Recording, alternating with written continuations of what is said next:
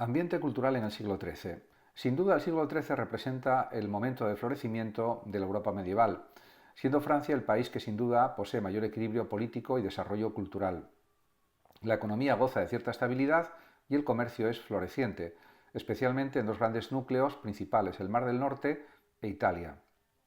Las ciudades gozan de gran prosperidad, crecen las antiguas y se fundan muchas nuevas. Además, se construyen enormes catedrales, aumenta la circulación de metales preciosos, también se estabiliza la moneda y se consolidan las organizaciones artesanales, o lo que es lo mismo, los gremios. Muchos campesinos y burgueses comerciantes se enriquecen y surge en la literatura la burla del nuevo rico, con lo que aumentan las diferencias sociales. Y una buena parte de la nobleza comienza a empobrecerse y va surgiendo poco a poco la burguesía, que será tan influyente en siglos posteriores.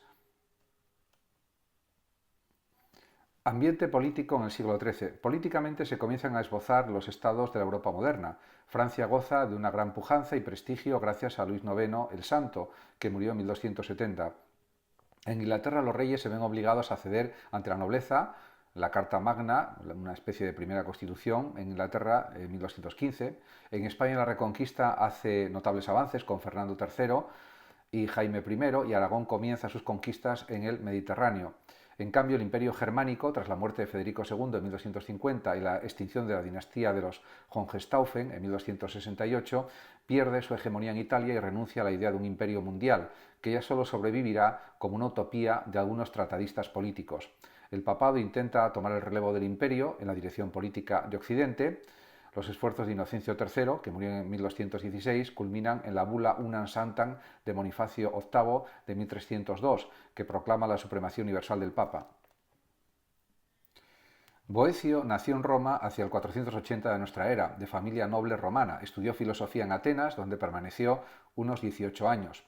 Allí conoció los textos de los filósofos griegos que en Occidente ya eran ignorados, proponiéndose traducirlos al latín y realizar una conciliación entre Platón y Aristóteles. En realidad solo pudo traducir una buena parte de las obras lógicas de Aristóteles, traducir y comentar la Isagogé de Porfirio y escribir algunos tratados de lógica, opúsculos teológicos y el célebre diálogo de la consolación de la filosofía, de Consolatione Philosophiae.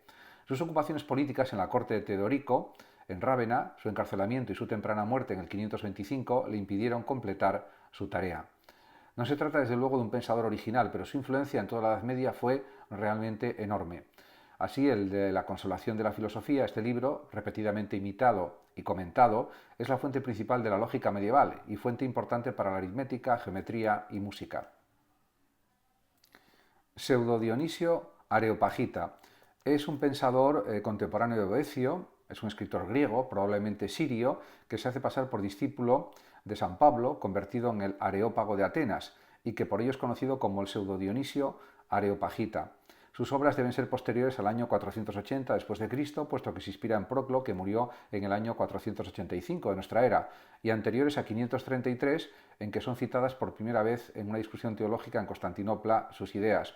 La atribución de estos escritos, teología mística, los nombres divinos, la jerarquía celestial y la jerarquía eclesiástica, al discípulo de Pablo, explica su extraordinaria influencia en el mundo medieval, varias veces traducidos al latín. Tomás de Aquino, que fue uno de sus muchos comentadores, lo cita aproximadamente 1700 veces.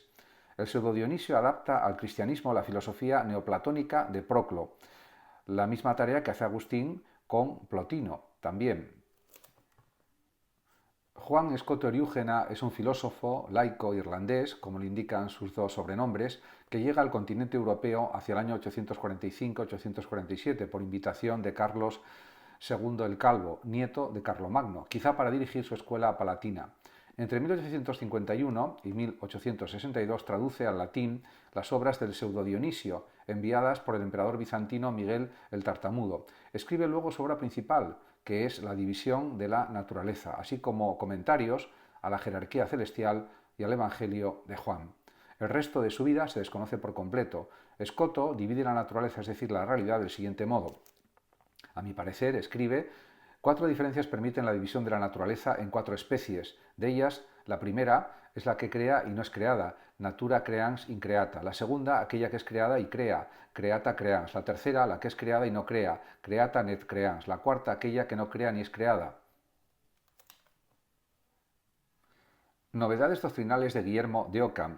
Realmente fue un gran filósofo y teólogo y lógico, el propio Guillermo de Ockham, y reclamó pues, una total libertad de investigación. Como escribe Ockham, las aserciones, fundamentalmente filosóficas, que no conciernen a la teología, no deben ser condenadas o puestas en entredicho solemnemente por nadie, porque respecto a ellas se debe ser libre de decir libremente lo que mejor parezca.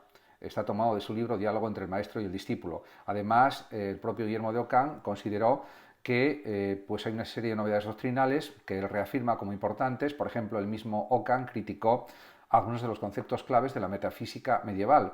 Sustancia, causa eficiente y causa final, materia y forma. Igualmente comienza a criticarse la cosmología aristotélica.